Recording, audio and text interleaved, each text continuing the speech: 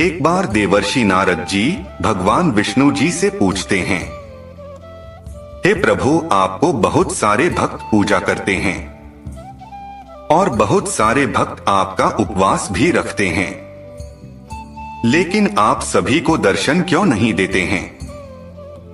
इसका क्या रहस्य है? कृपा आप मुझे बताए। तब भगवान विष्णु जी कहते, हे देवर्षि, आपने बहुत ही उत्तम प्रश्न किया है। यह प्रश्न संपूर्ण मानव जाति के कल्याण के लिए है। सो हे देवर्षि, आज मैं आपको इसकी जानकारी एक कथा के माध्यम से दूंगा। यह कथा बहुत ही उत्तम कथा है, जिसको सुनने मात्र से ही मनुष्य के सैकड़ों पाप भस्म हो जाते हैं। इसलिए हे देवर्षि, आप इस कथा को पूरा अंत तक जरूर सुनिएगा। आपको इस कथा में ही आपके सभी प्रश्नों का उत्तर मिल जाएगा। तब देवर्षि नारद जी बोले, हे जगत के पालनकर्ता, आप वो कथा मुझसे कहिए। मैं उस कथा को पूरा अंत तक जरूर सुनूंगा। फिर भगवान विष्णु जी कथा को कहना प्रारंभ करते हैं और कहते हैं, हे देवर्षि, एक आलसी लेकिन भोला भाला युवक था आनंद। दिन भर कोई काम नहीं करता, बस खाता ही रहता और सोता रहता। घर वालों ने कहा, चलो जाओ, निकलो घर से, कोई काम धाम करते नहीं हो, बस पड़े रहते हो। वह घर से निकलकर यूं ही भटकते हुए एक आश्रम पहुंचा। वहां उसने देखा कि एक गुरुजी हैं। उनके शिष्य कोई काम नहीं करते हैं, बस मंदिर की पूजा करते हैं। उसने मन में सोचा, यह बढ़िया है, कोई काम धाम नहीं, बस पूजा ही तो करना है। गुरुजी के पास जाकर उसने पूछा, क्या मैं यहाँ रह सकता हूँ? गुरुजी बोले, हाँ हाँ, क्यों नहीं, लेकिन मैं कोई काम नहीं कर सकता हूँ गुरुजी। तब गुरुजी ने कहा, कोई काम नहीं करना है, बस पूजा करनी होगी। आनंद ने कहा, ठीक है, वह तो मैं कर लूंगा। अब आनंद महाराज आश्रम में रहने लगे। ना कोई काम ना कोई धाम, बस सारा दिन खाते रहो और प्रभु भक्ति में भजन गाते रहो। महीना भर हो गया। फिर एक दिन आई एकादशी। उसने रसोई में जाकर देखा, खाने की कोई तैयारी नहीं थी। उसने गुरुजी से पूछा, आज खाना नहीं बनेगा क्या? गुरुजी ने कहा, नहीं, आज तो एकादशी है, तुम्हारा भी उपवास है। उसने कहा, नहीं, अगर हमने उपवास कर लिया तो कल का दिन ही नहीं देख पाऊंगा। हम नहीं कर सकते हैं उपवास, हमें तो भूख लगती है। आपने पहले क्यों नहीं बताया?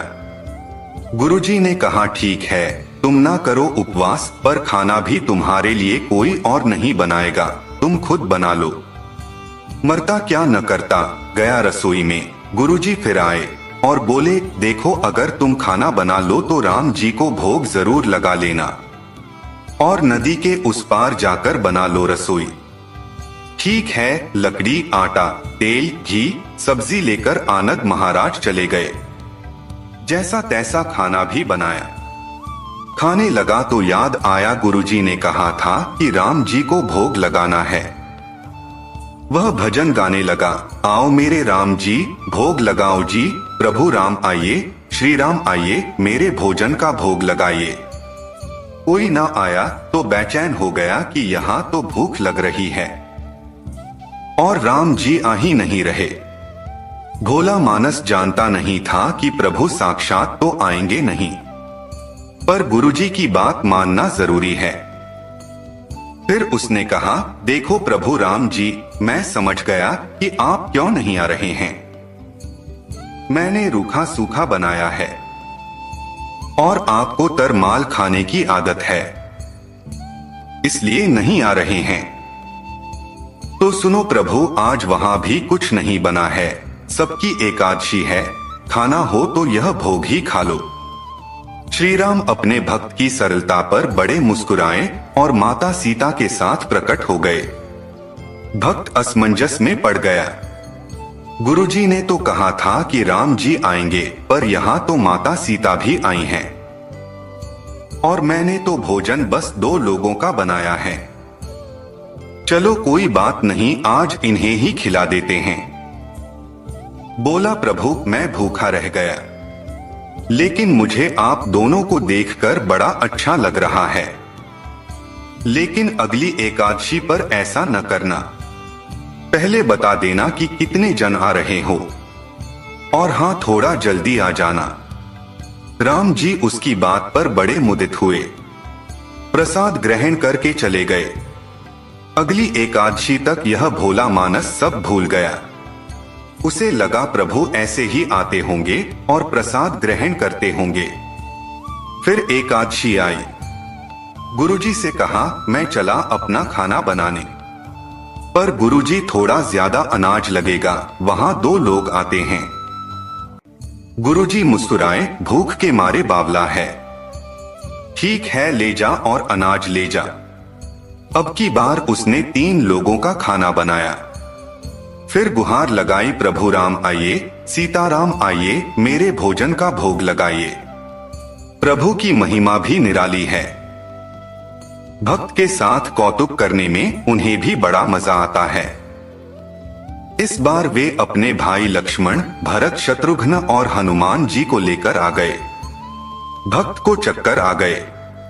यह क्या हुआ? एक का भोजन बनाया तो 2 आए।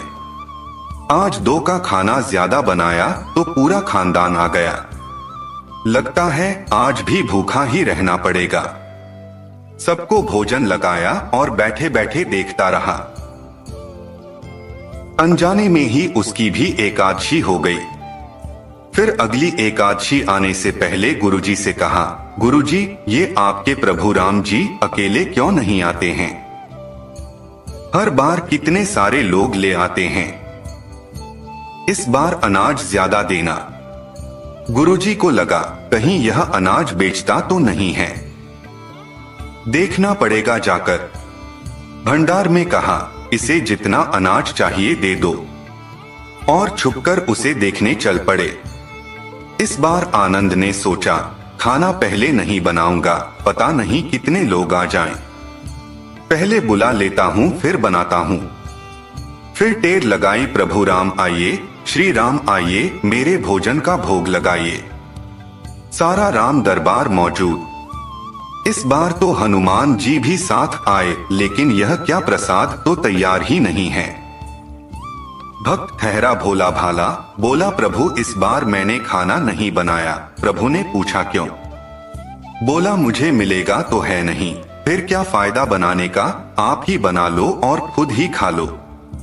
राम जी मुस्कुराए, सीता माता भी गदगद हो गई उसके मासूम जवाब से। लक्ष्मण जी बोले, क्या करें प्रभु? प्रभु बोले, भक्त की इच्छा है, पूरी तो करनी पड़ेगी, चलो लग जाओ काम से। लक्ष्मण जी ने लकड़ी उठाई, माता सीता आटा सानने लगी। भक्त एक तरफ बैठकर देखता रहा। माता सीता रसोई बना रही थी तो कई ऋषिमुनि, यक्ष, गंधर्व प्रसाद लेने आने लगे। इधर गुरुजी ने देखा खाना तो बना नहीं, भक्त एक कोने में बैठा है। पूछा, बेटा क्या बात है, खाना क्यों नहीं बनाया? बोला, अच्छा किया गुरुजी आप भी आ गए, देखिए कितने लोग आते हैं प्रभु के साथ। गुरुजी बोले, मुझे तो कुछ नहीं दिख रहा है तुम्हारे और अनाज के सिवा। भक्त ने माथा पकड़ लिया, एक तो इतनी मेहनत करवाते हैं प्रभु, भूखा भी रखते हैं, और ऊपर से गुरुजी को दिख भी नहीं रहे, यह और बड़ी मुसीबत है। प्रभु से कहा, आप गुरुजी को क्यों नहीं दिख रहे हैं? प्रभु बोले, मैं उन्हें नहीं दिख सकता। बोला, क्यों? वे तो बड़े पंडित हैं, ज्ञानी हैं, विद्वान हैं, उन्हें तो बहुत कुछ आता है, उनको क्यों नहीं दिखते आप? प्रभु बोले, माना कि उनको सब आता है, पर वे सरल नहीं हैं तुम्हारी तरह, इसलिए उनको नहीं दिख सकता। आनंद ने गुरुजी से कहा, गुरुजी प्रभु कह रहे हैं आप सरल नहीं हैं, इसलिए आपको नहीं दिखेंगे। गुरुजी रोने लगे, वाकई मैंने सब कुछ पाया, पर सरलता नहीं पा सका तुम्हारी तरह, और प्रभु तो मन की सरलता से ही मिलते हैं। प्रभु प्रकट हो गए और गुरुजी को भी दर्शन दिए। इस तरह एक भक्त के कहने पर प्रभु ने रसोई भी बनाई। कथा समाप्त होने के बाद देवर्षि नारद जी कहते हैं, हे प्रभु, अब मैं समझ गया कि आप सभी को दर्शन क्यों नहीं देते हैं, क्योंकि आपका दर्शन पाने के लिए भक्ति के साथ साथ स्वभाव भी सरल होना जरूरी है। तो दोस्तों, यह वृत्तांत आपको कैसी लगी कमेंट में जरूर बताइएगा, और आपसे नर्म निवेदन है कि आप इस वीडियो को शेयर जरूर करिएगा तथा कमेंट में जय श्री हरि लिखना न भूलिएगा। आप सभी का धन्यवाद।